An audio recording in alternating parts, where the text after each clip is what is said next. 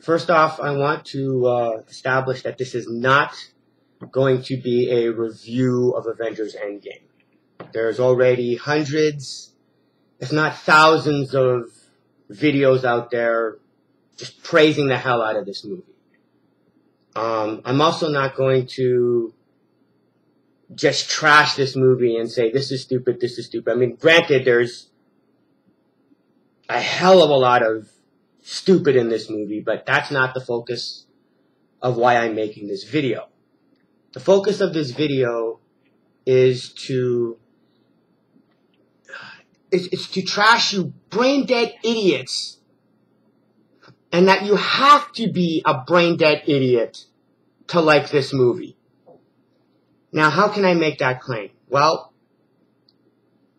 oddly enough, it's not that hard, because the major defense for this movie, and I've spoken to people and discussed this, not only just this movie, but the last few dozen or so MCU movies, as well as other action-adventure superhero movies. The defense is, it's a popcorn movie, it's a superhero movie, just shut your brain off, you're not supposed to think about it, just sit back and enjoy it. Okay, morons. That's not a defense. That's an admission of guilt. You are literally admitting that this movie has so much stupid in it that the only way you can enjoy it is if you shut your brain off. Now, what does that have to do with being a brain dead idiot? Well, there's so much stupid in Avengers Endgame that the only way you can enjoy it is you have to shut your brain off to the point where you're in a coma. I mean, you have to shut your brain off to the point where you are brain dead to ignore all the stupid in this movie to be able to enjoy it. Now, why do I make the claim that you are also a brain dead idiot? Well, that's because you are an idiot for doing so. Even you guys should be able to figure that out. So, what am I talking about? Well, I wanted to do this chronologically, like just start from the beginning and just point out every level of stupid, but it's more I want to there's too many big stupid to worry about all the little stupid that you get along on the way. But there is the scene in the beginning that I want to start off with, simply because it distinguishes, okay, there's shutting your brain off, there's suspension of disbelief, and in regards to the MCU movies, there's comic book logic. Now, suspension of disbelief is believing that some guy can create an Iron Man suit. Suspension of disbelief is somebody can be infected with gamma radiation and become the Hulk. It's suspension of disbelief so that you can accept the movie's premise so that you can enjoy the movie. Comic book logic is for those of you who have actually read comic books and understand the idea, where stuff or like story ideas or plot or things that happen in a comic book happen because it's a comic book and that's how comic book works. But then there's also shutting your brain off. And the opening scene in Avengers Endgame really, I want to use that as an example of all three. I'm not going to do this for everything. I'm only going to use it for the first one. And that is, suspension of disbelief is that Tony Stark and Nebula were able to commandeer a spaceship. Like, spaceships exist, they're in space. That's suspension of disbelief. We're accepting the fact that there's spaceships in this movie, there's superheroes. That's suspension of disbelief. Comic book logic would be that even though Tony Stark would have absolutely no way of being able to figure out how the spaceship would work, or that there's no justification on how Nebula would be able to know how the spaceship would work, comic book logic is, it's a comic book. If you know how to use one spaceship, you know how to use all spaceships. Okay, if you can fly one spaceship, you can fly all of them. Comic book logic. Then we get to shutting your brain off logic. And that is, what was Tony Stark's plan? His plan was to start up one of the ships that would only be able to provide, I think, 48 hours of fuel or energy, and then just fly off into space. That was his plan. Fly off into space, and then just kind of drift. Like what? Hoping something would happen? But then we get into brain dead idiot logic, which is Captain Marvel just shows up.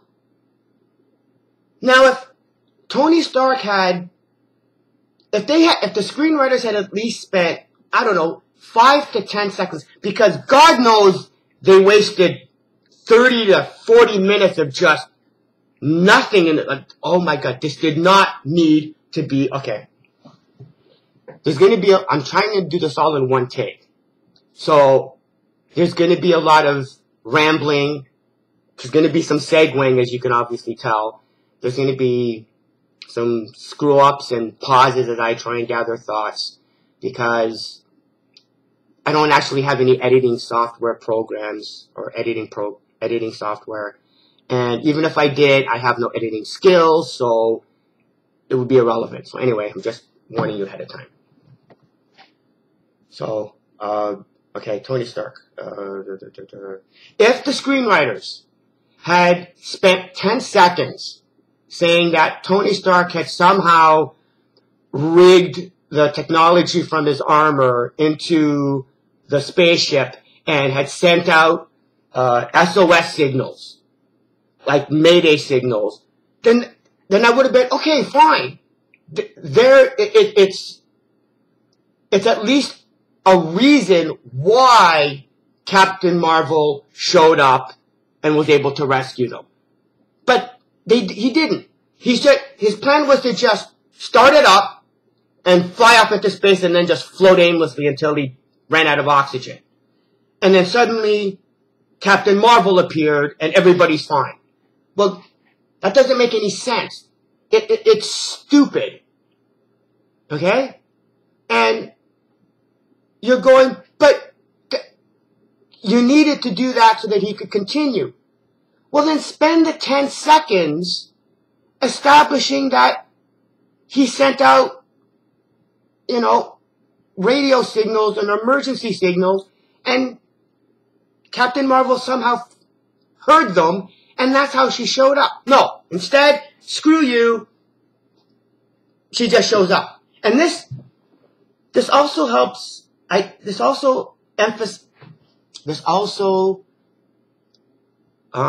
the word I'm looking for? Establishes how that you MCU Marvel zombie fanboys are brain dead idiots. It's common knowledge now. It's got to be common knowledge, because the screenwriters would have probably been discussing this scene and going, well, how does Captain Marvel show up? And there's another screenwriter's going, who cares? The audience doesn't care. We can do anything. And they'll just accept it.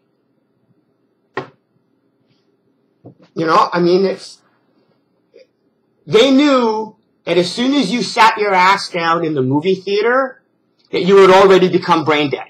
They knew that it was it's literally standard operating procedure for MCU movies at this point. That you sit down and just go into a coma. So they can do whatever they want, and you Marvel Zombie fanboys will go, okay, no problem, whatever.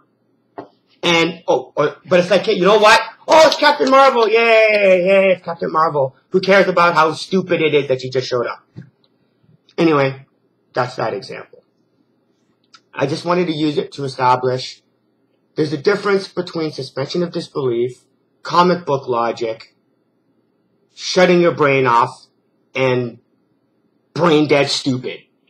And Captain Marvel just showing up out of nowhere for no reason is an example of brain dead stupid. Okay? You have to be a brain dead idiot to not question or not be taken aback by that scene. Okay, so, I'm not gonna, again, I'm just gonna pick some random scenes from that I want to highlight. I want to highlight New Asgard. Okay. There is when they get to New Asgard, there is just so much, okay. In Avengers Infinity War, the Asgardians are dead. Okay? Spoiler! Valkyrie, I'm watching the scene and I'm seeing it's New Asgard. And I'm going, is this just people that are just flocking to Thor as a little village? But then I see Valkyrie. And then I see, okay, it's not Thor, it's not Beer Belly Thor, it's not Fat Thor, it's go F yourself, screenwriters Thor, okay? I'm gonna talk about Loser Thor later, okay? I'm not gonna get into Loser Thor right now. That's a whole other, just whatever, okay? So, we see Valkyrie, we see Korg, and we see Neek. And I'm watching this and I'm going, you guys died. You guys died in Avengers Infinity War. Thanos blew up your ship. You all died. I mean, did the screenwriters not see Avengers Infinity War? Did none of you guys see Avengers Infinity War? And I know some of you are going to be going, oh, but in Avengers Infinity War, Thor tells Quill, I think, that Thanos killed half my crew. Bullshit! Absolute bullshit. When? How? The ship explodes. There's no escape pods. Okay? Then, when the Guardians of the Galaxy show up to the scene, there's dead bodies strewn about the wreckage of the ship. The only person that's alive, and the only person to even rescue, is Thor. Well, Thor was floating in space unconscious. Why wouldn't his half of the crew that survived rescue him? Oh, that's easy. There was no half of the crew that escaped and survived. And then it's like, well, maybe he saved them after. Well, no, because Thor and the Rabbit go one way, and the Guardians of the Galaxy go another way. They leave the dead bodies. So, no, there are no survivors. Korg didn't survive, Neek didn't survive, and Valkyrie didn't survive. And if the writers And if the movie's only way of bypassing it because they were too goddamn lazy to even bother was to say, oh yeah, Thanos only killed half my crew, you have to be a brain-dead idiot to accept that. So first thing is, Valkyrie, Korg, Meek, and all the Asgardians are dead. But you know what? You don't care. Why? You're brain-dead idiots. You're Marvel zombie fanboys that have the mentality that Disney or MCU movies can do no wrong. They can't do anything wrong. So when something stupid hits you right in the face, you're like, I don't know what to do. Just accept it? Because if you accept it, you have to realize this is stupid. And if you accept the fact that that one scene is stupid, you're going to start realizing all the other scenes are stupid. So you literally have to block out the stupid so that you can, I don't know, just enjoy the movie to some level. So anyway, that's the first thing. People that are dead in one movie are now alive in another movie without any explanation. That's point one, I guess. Then we have to deal with the time travel. Now, I'm not gonna be nitpicking or analyzing how the time travel works or not. I'm basing it on, my problem is that the movie in and of itself doesn't even know what it's doing in regards to the time travel. As an example, the first time that they do the test, which is on Scott Lang, the Hulk says, okay, he's not really the Hulk, okay? How you idiots can accept, he's Shrek, okay? He's not Hulk. He's not Hulk. He's not Professor Hulk. He's not Smart Hulk. It's Shrek in modern day clothes. Every time he does that stupid ass smile, all I see is it's Shrek. Okay? So, that's pathetic. Again, just like I'll get into Thor later, I'll get into this. I can't, it boggles my mind how you can, okay, here's why it bothers me, okay? I'm probably gonna cover this if I do Avengers Infinity War, but I'm gonna gloss over it now. At the beginning of Avengers Infinity War, Thanos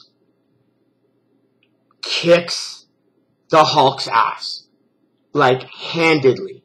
And the Hulk retreats into Banner's subconscious and doesn't want to come out. Every single one of us who watched that movie kept waiting for the Hulk to come back, reappear, and kick somebody's ass. I don't care if it was Thanos' ass, Thanos' ass, his minions' ass. We waited the entire movie for the Hulk to reappear. When he didn't, we waited a whole year for Avengers Endgame for the Hulk smash Hulk, to come back. Why? Because we love the Hulk smash Hulk. Okay? So we waited literally 3 hours and a year for the Hulk that we wanted to show up. And instead, we get what we got And you all went, yay! No! No! For the entire Infinity War movie, we wanted the Hulk smash Hulk. For a whole year in anticipation of Avengers Endgame, we were hoping for the Hulk smash Hulk. And not only did you not get it and you cheered, you got this wimpy ass, stupid Hulk. And you went, yay! I mean, come on, really? Really? And the defense, and here's the stupid-ass defense. Oh, he grew as a character. No! They literally changed him completely, each and every time. Why didn't they have to change Captain America? Why didn't they have to change Hawkeye? Why didn't they have to change Falcon? Why didn't they have to change Black Widow? They had character arcs. They had story arcs, yes. They didn't completely renovate the entire character. So telling me that the Hulk is better now for it, bullshit. It's a bullshit defense. Okay? Just admit out loud. Disney screwed up. They screwed up the Hulk. They screwed up Thor. It's like the first step of recovery. Okay? Think of it as a 12-step plan in regards to surviving the MCU. Okay? Just say it out loud. Thor sucked. Well, the pathetic Thor sucked. And the Hulk sucked. Just say it. Just say it out loud. You'll feel better. Believe me. Trust me. Okay, I don't want to make this video too long because God knows your attention span is, I don't know what, 30 seconds?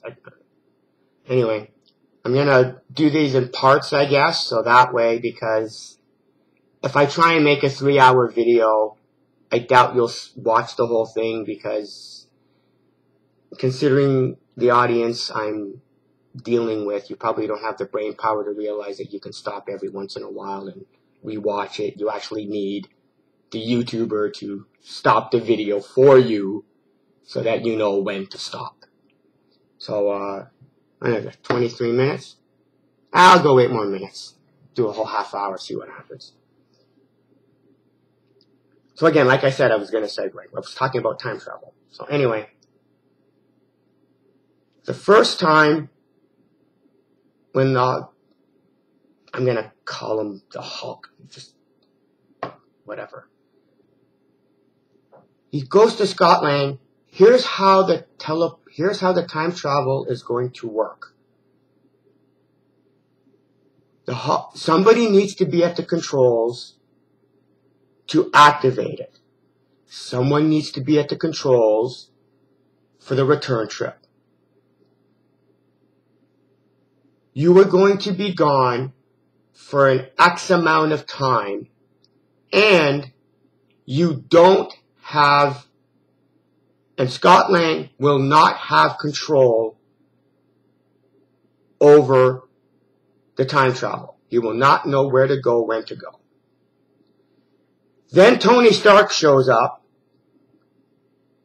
with this. This goes how he solved time travel could have been comic book logic. Okay?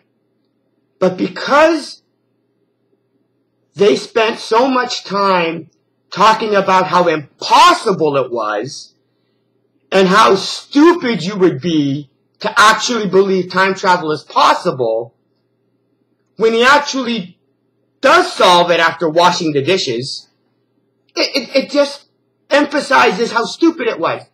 Why go through all the effort?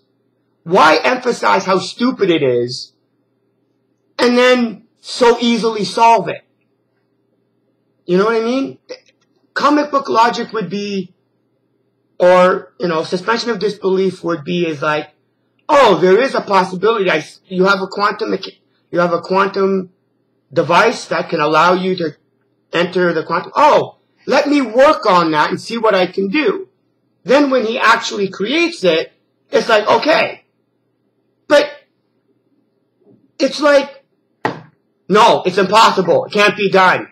2 days later, oh yeah, by the way, I solved it. Whatever. Anyway. And then he creates this GP and again, I understand suspension of disbelief and I understand comic book logic. And you need to speed things up and you need to keep the story going, even though this movie spends at least a half an hour in total just wasting everybody's time. Just like in the beginning of the movie, where like Nebula's like staring at Tony Stark for 30 seconds, and for like 2 minutes you just see Tony Stark breathing. It's like, really? You needed a whole 2 minutes of Tony Stark breathing? I think we could have got it in like 10 seconds. You know what I mean? So this movie had no problem wasting time, but for some reason had a problem using time to implement, I don't know, story, plot, logic, anything. So anyway, Tony Stark pulls a time travel GPS out of his ass. And we now get that they can now direct where they're going to go. So when Hawkeye goes, it's still the same rules, except this time it actually works the way the movie needs it to work. Hawkeye does not get to decide when he comes back. He has no control over when he comes back, and someone is required at the control system to send him there and to get him back. So after that test, they all suit up and they all go on that giant platform, and the Hulk just precepts it and is fine. Well, no, wait a minute, no, you don't get to change the rules on how the time machine works. Okay? Because you're breaking the suspension of disbelief now. But again, I know what a lot of you are saying. You're going, oh, it's not a big deal. Of course it's not a big deal for you. You don't care about the stupid.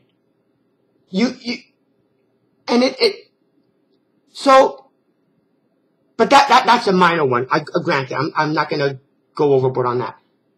The problem is, the second time they do it, suddenly they're able to control when they get to come back now? I mean, that's what the device was for.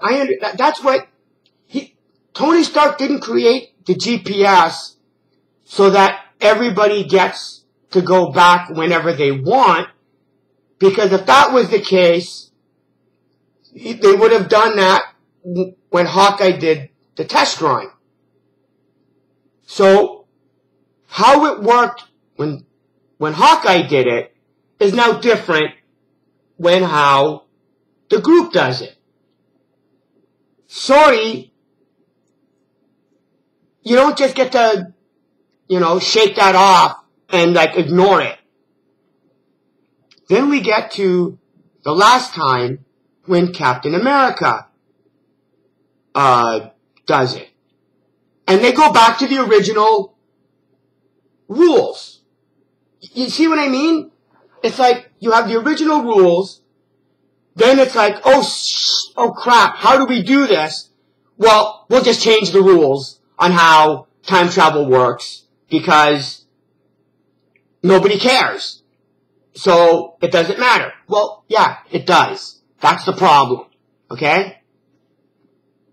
Then we have the whole how time travel works. And I'm not going to get into the logic of it. I want to get into how the movie isn't even consistent with their own theory. So they start off by going, like Hulk and Nebula goes, time travel works this way.